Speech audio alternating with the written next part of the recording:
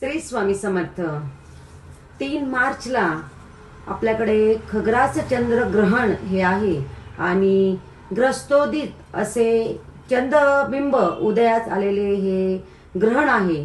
भारतात आणि भारतासह पूर्व आशिया, जपान आणि त्याचबरोबर रशिया, मध्य पूर्व प्रदेश, ऑस्ट्रेलिया, न्यूझीलंड आणि संपूर्ण अमेरिका, कॅनडा इथेही हे ग्रहण दिसणार आहे। ग्रहणाचा काळ हा 3 मार्चला खरं तर सूर्योदयापासून मोक्षापर्यंत म्हणजे संध्याकाळी 6:48 आपल्याला हे पाळायचे आहे। पण बाल, वृद्ध आणि आजारी, गर्भवती यांनी मंगळवारी सकाळी 11 वाजेपासून ह्या ग्रहणाचे वेद हे पाळायचे आहे। वेद काळामध्ये स्नान, देवपूजा, जप हे करता येते। वेद काळात आवश्यक कामं म्हणजे झोप घेणे, मलमूत्र विसर्जन हेही या काळात करू शकतो। पण ग्रहणाच्या पुण्य पर्वकाळ जो स्पर्श आहे तो दुपारी 3:20 मध्य आहे तो 5:04 आणि जो मोक्ष आहे तो संध्याकाळी 6:48 असा असणार आहे।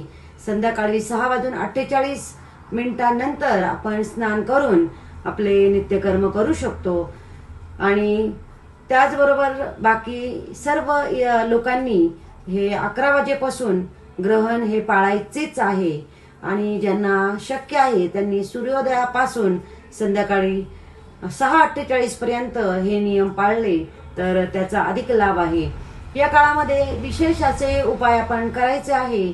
त्यामध्ये आपल्याला जो मंत्र आपण घेतलेला आहे गुरूंकडून त्या मंत्राचा जास्तीत जास्त जप करायचा आहे। स्तोत्र, त्याचबरोबर जप, होम, त्याचबरोबर आपण श्राद्ध, तर्पण, देवपूजा हे सर्व या ग्रहण काळामध्ये करायचं आहे। त्याचबरोबर तीर्थक्षेत्री स्नान करून तिथेच आपण जर जप करू शकलात तर विशेष त्याचे फळ हे मिळणार आहे। या ग्रहणाचा राशींनुसार जर आपण विचार केला तर मिथुन, तुला आणि वृश्चिक राशीला शुभ फळ, तर मेष, कर्क, धनु आणि कुंभ राशीला मिश्र फळ आणि सिंह, कन्या, मकर राशीला अनिष्ट फळ हे सांगितलेले आहेत।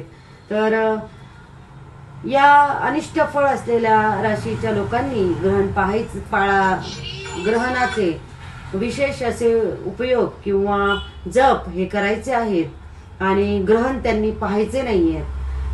ग्रहण हा सुंदर काळ असतो आपला मंत्र सिद्धी करणं, आपल्या मनात कामना ठेवून आपण जर विशेष असे स्तोत्र, विष्णू सहस्रनाम, तसेच महालक्ष्मी अष्टक किंवा कुलदेवीचा जप, गुरुमंत्र हा आपण या दिवशी नक्की करायचा आहे। सरासरी आपण जास्तीत जास्त या दिवशी जप करून मौन राहण्याचा प्रयत्न करायचा आहे आणि वेद काळात सकाळी 11 नंतर आपण कुठल्याही प्रकारचं अन्न पाणी हे घ्यायचं नाही आणि हे ग्रहण पाळायचे आहे। डॉक्टर नेहा जोशी, दत्त अनघा वास्तु रिसर्च सेंटर, नाशिक।